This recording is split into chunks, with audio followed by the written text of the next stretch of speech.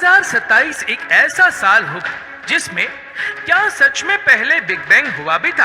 क्या इस ब्रह्मांड का कोई क्रिएटर भी है? इसका जवाब हमें मिल जाएगा। क्या इस ब्रह्मांड में एलियन मौजूद है या हम यहाँ पर अकेले हैं? क्या मल्टीवर्स जैसा भी कुछ होता है या यूनिवर्स ही अकेला सब कुछ है? ये सारे बड़े प्रश्नों के जवाब हमें मिलेंगे और इसे पॉसिबल करेगा एलन मस्क। अब आप पूछोगे कैसे? अब आप बिलीव नहीं करोगे, but the James Webb space telescope से भी 100 टाइम्स आधुनिक और 100 times better space telescope Elon Musk launch करने वाले हैं, जिसका नाम है Nancy Grace Roman space telescope. ये टेलीस्कोप हबल टेलीस्कोप से 200 टाइम पावरफुल होगा और हबल को ये फोटो खींचने में 3 साल लग गए थे, पर यही रोमन स्पेस टेलीस्कोप सिर्फ 90 मिनट्स में कर सकता है।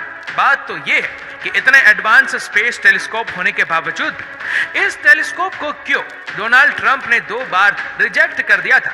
क्या है इस टेलीस्कोप की पूरी कहानी और ये क्या क्या कर सकता है, सब जानेंगे आज की इस वीडियो में। ईयर 2013 जब नासा ने पहली बार दुनिया के सामने इस टेलीस्कोप का डिजाइन पेश किया था और इस टेलीस्कोप के फॉर्मेशन की शुरुआत की थी, लेकिन जब से इस टेलीस्कोप को पेश किया गया तब से सभी वैज्ञानिकों को एक चिंता सताई जा रही है। बहुत ही जल्द ये आइंस्टाइन की जनरल थियरी ऑफ रिलेटिविटी को गलत साबित कर देगा। इसके डिस्कवरीज इतने माइंड ब्लोइंग हो सकते हैं कि हमारा प्रेजेंट साइंस का पूरा अंडरस्टैंडिंग ही गलत साबित कर सकता है। लेकिन उनकी ये चिंता दूर हो उसके पहले ही एक नई मुसीबत ने दस्तक दे दी। जब इस प्रोजेक्ट को लेकर नासा ट्रंप एडमिनिस्ट्रेशन के पास गई तो ट्रंप ने इस पूरे प्रोजेक्ट को ही खारिज कर दिया, वो भी एक बार नहीं बल्कि दो बार। अब इस प्रोजेक्ट को रिजेक्ट करने के पीछे इनका मेन कारण क्या था?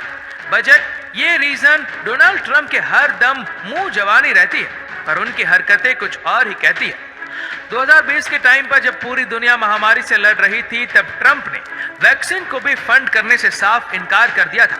2019 में जब उनके सामने क्लाइमेट क्राइसिस आई, स्पेसिस एक्सटेंशन, एनर्जी सिक्योरिटी के इश्यूज रखे गए, तब भी उन्होंने इन सारे प्रॉब्लम्स को नजरअंदाज कर दिया।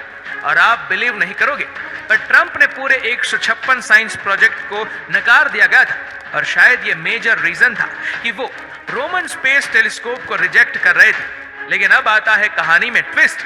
अगर ये प्रोजेक्ट रिजेक्ट हो चुका था तो फिर अचानक से ऐसा क्या हुआ कि इसका लॉन्च ईयर रिवील हो गया? ट्रंप एडमिनिस्ट्रेशन ने जैसे ही इस प्रोजेक्ट को रिजेक्ट किया वैसे ही नासा जा पहुंचा कांग्रेस के पास।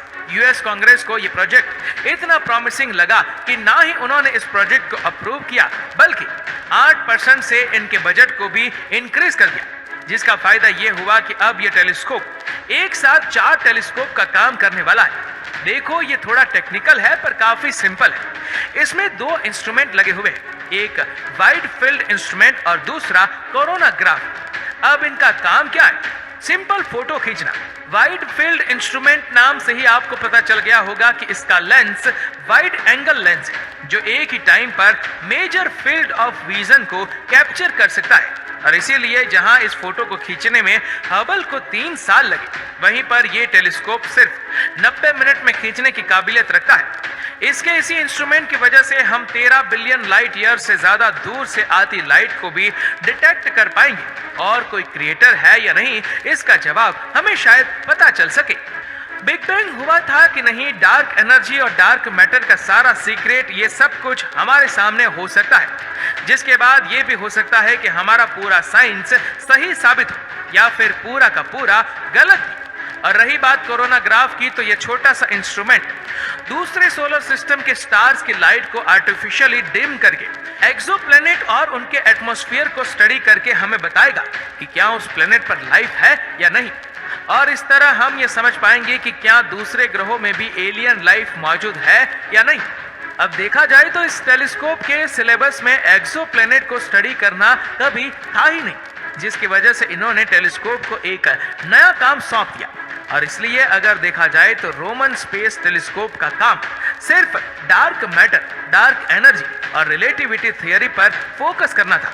पर नेशनल रिकॉन्सिस एजेंसी, जो कि यूएस गवर्नमेंट के लिए स्पाई सैटेलाइट बनाती थी, उनके पास एक स्पेयर टेलीस्कोप मिरर पड़ा था जो किसी के भी काम का नहीं था, और इसीलिए 2012 में उन्होंने नासा को वो मिरर फ्री में सौंप दिया और नासा ने उस पर एक कोरोना ग्राफ बिठाकर टेलीस्कोप का सेकंड ऑब्जेक्टिव डिसाइड कर लिया, जो था एक्सोप्लैनेट डिटेक्शन। और इसके बाद फाइनली वो स्टेप आ गया जब डिसाइड होना था कि इसका नाम क्या रखा जाए। स्टार्टिंग में तो सभी वैज्ञानिकों ने इसका नाम W1 यानी wide field infrared space telescope रखा, लेकिन 2018 में Nancy Grace Roman the first female scientist of NASA की मृत्यु के बाद 2022 में नासा ने इस टेलीस्कोप का नाम बदलकर Nancy Grace Roman space telescope रख दिया।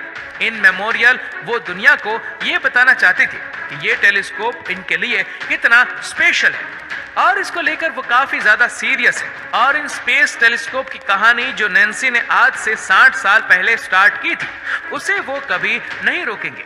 अगर नैन्सी को नासा में रिक्रूट ही नहीं किया गया होता तो शायद आज तक हम कभी भी टेलीस्कोप को स्पेस में भेजने के बारे में नहीं सोचते, या फिर हम ग्रेटली डीले हो जाते। हमारे पास आज तक ब्लैक होल का पहला पिक्चर नहीं होता, यहाँ तक कि एक्सोप्लैनेट भी सिर्फ बुक्स में ही एग्जिस्ट करते। सबसे ओल्डेस्ट गैलेक्सी को शायद हम आज तक नहीं देख पाए होते और यूनिवर्स का एज भी हमने अभी तक प्रेडिक्ट नहीं किया होता। ये जो भी स्पेस टेलीस्कोप की दुनिया में रिवॉल्यूशन आया है वो सिर्फ और सिर्फ नैन्सी की वजह से ही है। नैन्सी का जन्म 1925 में हुआ था, जब लड़कियों को ज्यादा पढ़ाया भी नहीं जाता था। उस वक्त में नैन्सी ने PhD इन एस्ट्रोनॉमी कंप्लीट किया और अपने पैशन से नासा को ज्वाइन कर लिया। नासा में उनका काम था नासा के बाहर मौजूद एस्ट्रोनॉमर को नासा के साथ काम करने के लिए कन्विंस करना। आप इसे नासा का PR या फिर टैलेंट एक्विजिशन भी कह सकती हो, लेकिन उस वक्त वो नासा को भी कंटिन्यूअली फोर्स कर रही थी कि उन्हें स्पेस में एक टेलीस्कोप भेजना चाहिए। अर्थ के थिक एटमॉस्फेयर की वजह से हम सरफेस से बहुत कुछ नहीं देख पाते और इसीलिए हमें स्पेस में टेलीस्कोप भेजना चाहिए क्लियर इमेजेस के लिए। काफी बार कोशिश करते रहने के बाद फाइनली नासा की डिसीजन मेकिंग अथॉरिटी ने उनकी बात सुनी और सबसे पहले हबल टेलीस्कोप को स्पेस में भेजा 24 अप्रैल 1990 को। और उसके बाद जो रिवॉल्यूशन आया ये तो आप देख ही सकते हो, और यही वो कारण है जिसकी वजह से नैन्सी को मदर ऑफ हबल भी बुलाया जाता है। अब ये टेलीस्कोप रेडी है, उसका नाम भी रेडी है, पर सबसे बड़े सवाल का जवाब अभी तक रेडी नहीं है। आखिर इसे स्पेस में रखा कहाँ जाने वाला है? इसे किसी ऐसी जगह पर रखना होगा जहां पर सन से आता हुआ रेडिएशन इसके ऑब्जर्वेशन को इफेक्ट न करे और जहां पर इसे ना के बराबर फ्यूल को यूज करना पड़े। अब इन प्रॉब्लम को लिस्ट करने के बाद सॉल्यूशन हमारे सामने था L2 लैग्रेंज पॉइंट 2। एक्चुअली में हमारे सन और अर्थ के बीच ऐसे 5 पॉइंट हैं जहां अर्थ और सन की ग्रेविटी एक दूसरे को कैंसिल करके नलिफाई कर देती है। इन पॉइंट पर जाके आपने अगर कुछ भी रख दिया तो वो सदियों तक बिना हिले वहीं पर पड़ा रहेगा, क्योंकि उसे इन्फ्लुएंस करने के लिए वहां पर कोई फोर्स मौजूद ही नहीं है। सारी एक्सटर्नल फोर्सेस कैंसल आउट हो जाती है। अब सवाल आता है इन 5 लैग्रेंज पॉइंट्स में से स्पेसिफिकली L2 ही क्यों?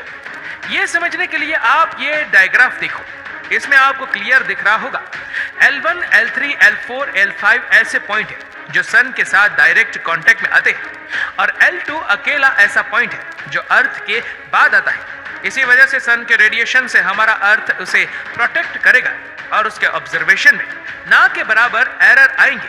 सो अब एक चीज बिल्कुल क्लियर है, ये टेलीस्कोप को बनाने का काम नासा कर रहा है। उसका नाम नासा के एक साइंटिस्ट पर रखा गया है। इसे फ्यूल एफिशिएंट कैसे बनाया जाए उस पर भी नासा ही वर्क कर रहा है। तो फिर जब सब कुछ नासा कर रहा है तो हर जगह पर एलन मस्क का नाम क्यों आ रहा है? बट ये टेलीस्कोप को लॉन्च करने का काम एलन मस्क को ही सौंपा गया है। नासा ने यह काम उनको इसलिए सौंपा है क्योंकि उन्होंने सक्सेसफुली अपने टेस्ला के रोडस्टर को स्पेस में लॉन्च किया है।